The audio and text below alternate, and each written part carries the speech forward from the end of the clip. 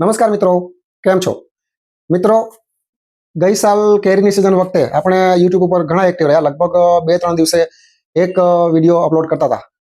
પરંતુ અપલોડ કરવા માટેનું કોઈ યુટ્યુબ પર વિડીયો અપલોડ કરવો અને ફેમિલિયર થવું એવું નહીં, પણ યુટ્યુબ એક એવું માધ્યમ છે કે જેના થકી મારે કસ્ટમરને કાંઈ વિગતવાર સમજાવવું હોય તો ઇઝી પડે. તમને પણ ઇઝી પડે, મને પણ ઇઝી પડે. એટલે યુટ્યુબ ઉપર આવવાનું કારણ એ એક જ છે કે હું તમને ડિટેલમાં સમજાવી શકું. અત્યારે શિયાળાની શરૂઆત થઈ ગઈ છે. આંબા ઉપર ફ્લાવરિંગ ચાલુ થઈ ગયું છે અને આંબા ઉપર ફ્લાવરિંગ ચાલુ થાય એટલે આપણે એક્ટિવ થવાની નિશાની છે. અને આજે આપણી સમક્ષ ઉપસ્થિત થવાનું કારણ એક કેરી નહીં પણ એક બીજું છે. કેરી આપણે લગભગ 25-30 વર્ષથી કેરીનો બિઝનેસ કરીએ છીએ અને તમારા તરફથી ખૂબ જ સારો સહકાર મળ્યો છે અને આપણી ભાવના પણ સારી છે કે લોકોને કંઈક સારું આપવું. અને એને લીધે દિવસે દિવસે આપણા બિઝનેસનો વ્યાપ વધતો ગયો. લગભગ અત્યારે ઘણા સિટીમાં આપણે કેરી મોકલીએ છીએ અને કેરીનો બિઝનેસ ઘણો સારો થયો. એના ઉપરથી પ્રેરિત થઈને આપણે ફ્રૂટ પણ લાવવાની શરૂઆત કરી હતી. અત્યારે આજે જે વિડીયો આપણે યુટ્યુબ પર હું જે આવ્યો છું એનું પાછળનું કારણ કેરી નથી, પણ લગભગ આપણે 2-2.5 વર્ષથી ફ્રૂટનો બિઝનેસ કરીએ છીએ. વચ્ચે મેં ફ્રૂટનું બંધ પણ કરી દીધું હતું કેમ કે ફ્રૂટમાં એક્ટિવ બહુ રહેવું પડે અને મારો મેઇન બિઝનેસ ફ્રૂટ નથી. મારો મેઇન બિઝનેસ એપ્રન મેન્યુફેક્ચરિંગ છે અને એ મારો બિઝનેસ ડિસ્ટર્બ થતો હતો એટલે મેં ફ્રૂટનું વચ્ચે બંધ કરી દીધેલું. બંધ કર્યું એટલે લોકો મને અહીંયા ઘણાએ મેસેજ કર્યા, ઘણાએ ફોન કર્યા, ઘણા દુકાને આવીને રૂબરૂ પણ કહી ગયા કે રમેશભાઈ ફ્રૂટનું ચાલુ કરો તમે. કસ્ટમરે જ મને એક રસ્તો સુજાડ્યો કે ભાઈ રમેશભાઈ કાયમી ન લાવો તો કાંઈ નહીં, વીકમાં 1 દિવસ કે 2 દિવસ લાવો. એટલે એ વાત મને મગજમાં ઉતરી એટલે પછી હું 1 દિવસ આપણે ફ્રૂટ લાવવાનું ચાલુ કર્યું. શરૂઆતમાં આપણે આણંદથી લાવતા હતા પણ મને આણંદથી ક્વોલિટીમાં સેટિસ્ફેક્શન ના મળ્યું એટલે હું વડોદરા ગયો. વડોદરા પણ મને 100% સેટિસ્ફેક્શન ના મળ્યું એટલે અત્યારના લગભગ 1 મહિનાથી આપણે ફ્રૂટ અમદાવાદથી લાવવાનું ચાલુ કર્યું છે. અમદાવાદ મેઇન માર્કેટ ફ્રૂટનું નરોડા મેઇન માર્કેટમાંથી લાવી છે. મેઇન માર્કેટ છે એટલે આપણને ક્વોલિટી પણ મળી જાય છે, રેન્જ પણ મળી જાય છે, ક્વોન્ટિટી પણ મળી જાય છે અને ફ્રેશનેસ પણ મળે છે. એટલે અમદાવાદથી ફ્રૂટ લાવવાનું જ્યારથી ચાલુ કર્યું છે ત્યારે મને ફ્રૂટ ખરીદી કરવામાં પણ મજા આવે છે કેમ કે ફ્રેશનેસ હોય, આપણને ગમતી આઈટમ હોય અને આપણે કસ્ટમરને એક સારી વસ્તુ આપી છે, ક્વોલિટી આપી છે, સારા ભાવે આપી છે, રોયલ, રિઝનેબલ અને રિલાયબલ આપવું છે. એટલે આપણને હરખ થાય કે ભાઈ ચાલો વસ્તુ સારી છે અને લોકો આપણને એપ્રિશિએટ કરે તો મને પણ આત્મસંતોષ થાય કે ચાલો કંઈક સારું લોકોને મળે છે અને આપણે પણ કંઈક સારું કર્યું છે તો એનો પણ કંઈક આનંદ અલગ હોય. એટલે આપણે ફ્રૂટ અત્યારે આ સાલ નવા વર્ષથી ટોટલી ફ્રૂટ અમદાવાદથી જ લાવી છીએ. વીકમાં એક જ વાર લાવી છીએ. શનિવારે અમે સવારે લેવા જતા હોઈએ છીએ અને લગભગ હું રૂબરૂ જાતે જ જાઉં છું. હું અને અમારા માણસ જે રવિ છે અમે બે સાથે જ જતા હોઈએ છીએ. સવારના પોરમાં 6 વાગે અહીંથી નીકળી અને નરોડા માર્કેટમાં લેવા જતા હોઈએ છીએ અને 12 વાગે 1 વાગ્યા સુધીમાં લગભગ અમે ફ્રૂટ પરચેઝ કરીને પાછા આવી જઈએ છીએ.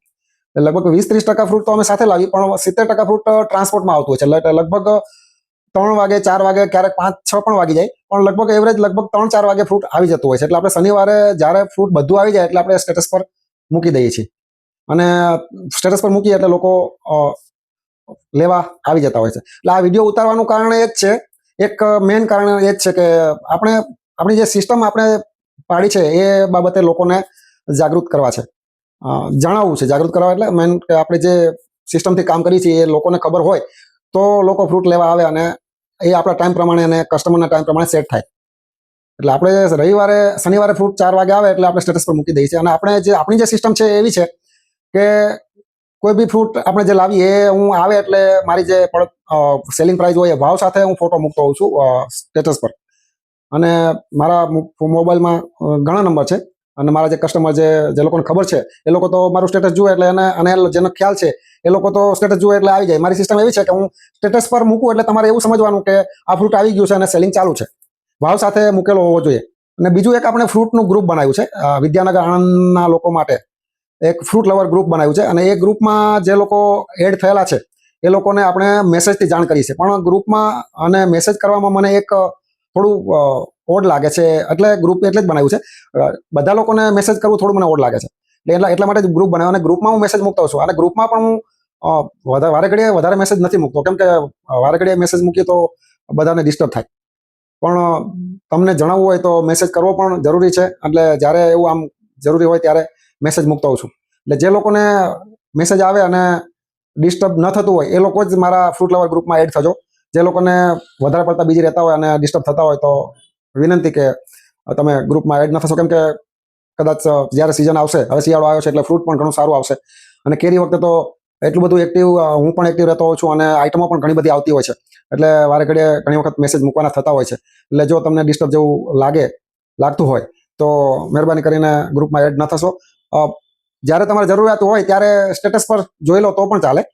અને મારો એક ટાઈમ છે ફ્રૂટ વેચવાનો કે ભાઈ શનિ, રવિ ને સોમ. શનિવારે 4 વાગ્યા પછી લગભગ ફ્રૂટ આવી જાય એટલે હું 4 વાગે વેચવા ચાલુ કરી દઉં, સાંજે 7 વાગ્યા સુધી. રવિવારે સવારે 8:30 થી કે 9 થી 7 સુધી. અને સોમવારે આપણે 8:30 પછી પણ જે રવિવારે વધ્યું હોય એ આપણે ફ્રૂટ ફક્ત એક જ વાર લાવી છીએ. બીજી વખત ફ્રૂટ, કોઈ બી ફ્રૂટ માનો કે ખલાસ થઈ જાય, આપણે બીજી વખત ફ્રૂટ લેવા જતા નથી. એટલે જે પણ ફ્રૂટ વધ્યું હોય રવિવારે વેચતા, શનિવારે વેચતા, રવિવારે વેચતા, જે પણ ફ્રૂટ વધ્યું હોય એ જ ફ્રૂટ સોમવારે મળશે. અને જનરલી એવું બહુ ઓછું બને છે કે સોમવારે ફ્રૂટ મારી પાસે વધારે હોય. સોમવારે 2, 3, 4 ફ્રૂટ માંડ હોય. બાકી રવિવારે પણ 1 વાગ્યા પછી આવો તો તમને કદાચ 50% ફ્રૂટ મારી પાસે ખલાસ થઈ ગયો છે. આપણે શનિવારે જ્યારે ફ્રૂટ લેવા જાય ત્યારે લગભગ 20 થી 25 ફ્રૂટ, એટલે શિયાળામાં તો બધા બહુ ફ્રૂટ આવે છે, એટલે 20 થી 25 ફ્રૂટ લાવી છે. આખી રેન્જ હોય છે, ક્વોલિટી હોય છે, ફ્રેશનેસ હોય છે, સારા ફ્રૂટ હોય છે. તો જો તમે ફ્રૂટ સારી ક્વોલિટી ઈચ્છતા હો, સારા ભાવ અને ફ્રેશનેસ ઈચ્છતા હો તો મારા ગ્રુપમાં એડ થઈ શકો છો, અથવા તો મારું સ્ટેટસ જોઈને પણ લેવા આવી શકો છો. પણ ખાસ ધ્યાન રાખજો, શનિ, રવિ, સોમ.